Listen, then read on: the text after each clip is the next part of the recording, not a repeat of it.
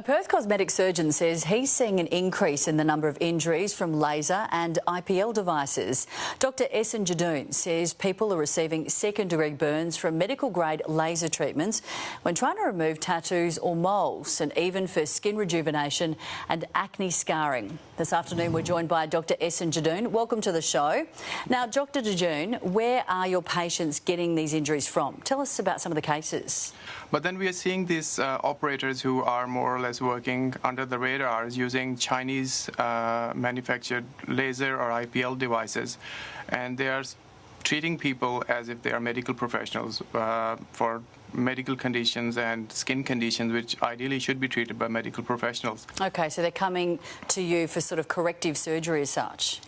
More or less for correction of their burn scars, yeah. Okay, so in WA, is it true only doctors are permitted to use these lasers? Absolutely. So lasers can be divided into different categories. So the higher the power output of the laser means that the more potential of damage to the skin.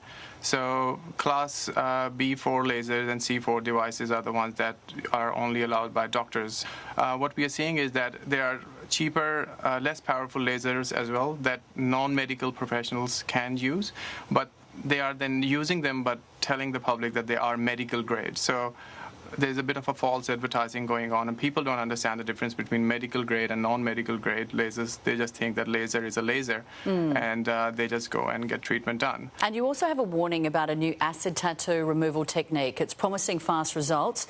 You've actually treated a woman in WA who suffered burns and scarring. The ideal and the best way of removing a tattoo is using a medical grade Q-switched tattoo laser.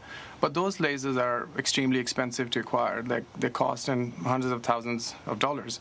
So an alternative that has come up is that people who are basically non-medical are using acids into the skin, which then creates a localized burn and brings the tattoo ink to the surface, and they hope that that way the tattoo ink would be gone. But what happens is that in few cases it does work to a degree, but in most of the cases it causes second-degree burns, and in some cases severe keloid scarring as well.